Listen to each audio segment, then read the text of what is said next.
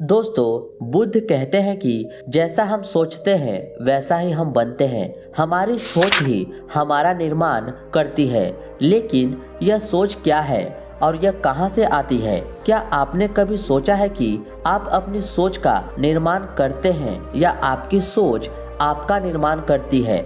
वास्तव में हम सब जीवन भर सोचने का काम करते हैं और यही वह काम भी है जो हम बिना सोचे समझे करते हैं। क्या आप कभी सोच समझकर सोचने का काम करते हैं? नहीं, आपकी सोच सदा ही चलती रहती है। आपको तो ये भी पता नहीं होता कि आप कब क्या सोच रहे हैं। जैसे अभी आप देखें कि आप क्या सोच रहे हैं। अगर आप ध्यान देंगे तो आप अपनी इस समय की आखिरी सोच को पकड़ पाएंगे। लेकिन ध्यान देने पर आपको पता चलेगा कि यह सोच कब शुरू हुई है आपको पता ही नहीं। यह बस सदा ही आती रहती है। लेकिन क्या सोचने से हमें वह सब कुछ मिल सकता है जो हम चाहते हैं? वैसे तो हमारे जिंदगी में हमें जो मिलता है वह हमारी सोच का ही परिणाम होता है। लेकिन क्या हमारी सोच ही हमारे लिए सब कुछ है? नहीं, हमारी सोच केवल हमें दिशा दे सकती है, लेकिन उस दिशा पर हमें चलना तो पड़ेगा ही। और अगर एक बार हम चल पड़े तो हम अपने सोच के अनुरूप ही वह रास्ता तय करते हैं। सच तो यही है कि हमारा सोच हमारा निर्माण करती है, जिसका हमें पता भी नहीं है। जबकि होना यह चाहिए कि हम अपने सोच का खुद निर्माण करें। हमारा निर्माण हमारे खुद के हाथों में हो।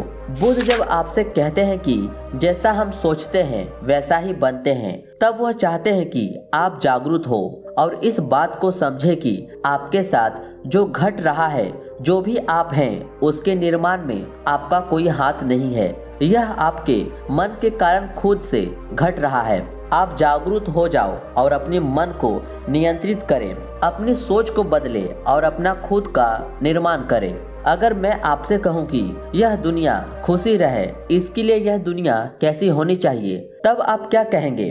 यही सवाल एक व्यक्ति ने दूसरे व्यक्ति से पूछा कि इस दुनिया को सुखी होने के लिए कैसा होना चाहिए। तब उसने कहा, इस दुनिया में सुख होना चाहिए, हर जगह सुख ही होना चाहिए और यह दुनिया स्वर्ग जैसा होना चाहिए।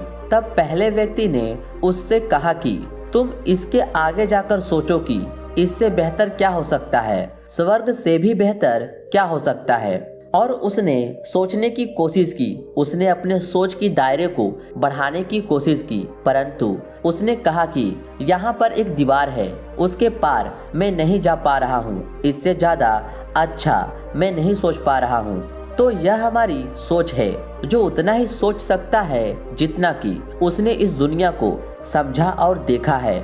उसके बाहर वह नहीं सोच सकता। अपने विचारों की इस जाल को अच्छे से समझने के लिए आपको मैं एक कहानी सुनाने जा रहा हूँ। एक ऊंचे पहाड़ी स्थान पर एक गुरु का आश्रम था, लेकिन उनका कोई शिष्य नहीं था। जब भी कोई उनका शिष्य बनने के लिए आता, वह उसकी परीक्षा ले लेते और उनकी परीक्षा में अभी तक कोई भी सफल नहीं हुआ था। ऐसे ही एक युवा उन गुरु के पास उनकी महिमा सुनकर उनके पास आया। उन गुरु का शिष्य बनने की चाहत में वह गुरु के पास पहुंचा और वहां पहुंचकर अपने गुरु से कहा, हे गुरुदेव, मैं बहुत दूर से आया हूं, कृपा कर आप मुझे अपना शिष्य स्वीकार करें। गुरु ने कहा, तुम मेरे शिष्य क्यों बनना चाहते हो?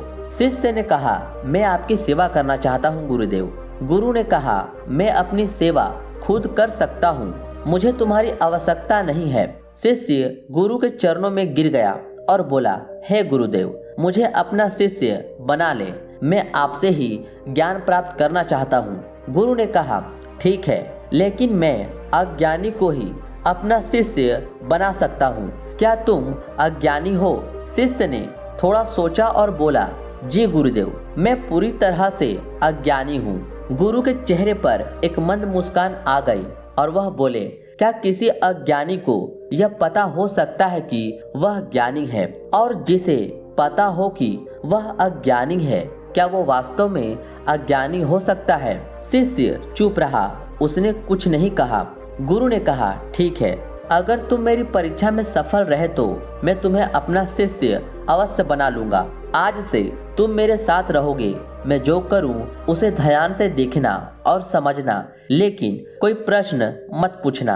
अगर तुमने प्रश्न पूछा तो तुम्हें यहाँ से जाना होगा। तुम्हें मुझ पर पूर्ण विश्वास करना होगा। शिष्य ने गुरु के शर्तों को स्वीकार किया।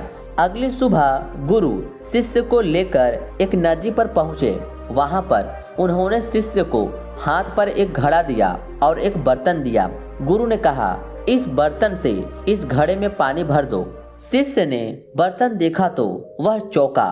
उसने देखा कि उस बर्तन से तो पानी उठाया ही नहीं जा सकता था, क्योंकि उस बर्तन का निचला हिस्सा ही नहीं था। वह कुछ बोलना चाहता था, लेकिन नहीं बोला। वह उस बर्तन से घड़े को भरने लगा, लेकिन बर्तन में न पानी आता और न ही घड़ा भरा।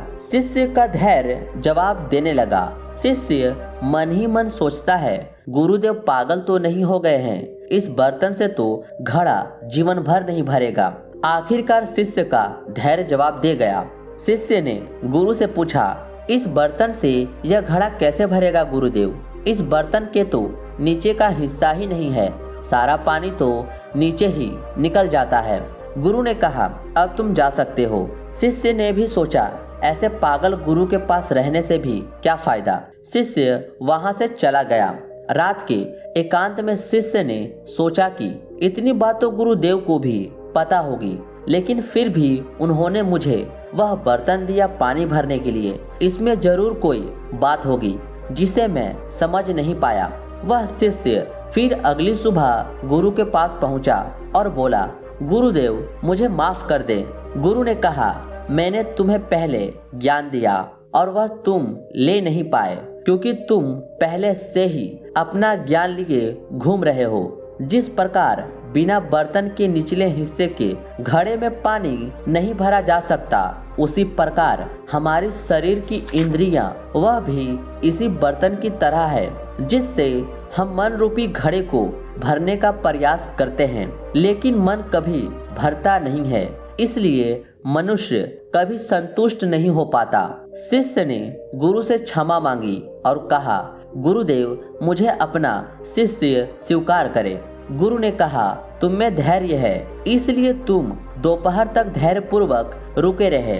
तुम में समझ है, इसलिए तुम वापस आ सके। यहाँ से जो गया है वह कभी वापस नहीं आया।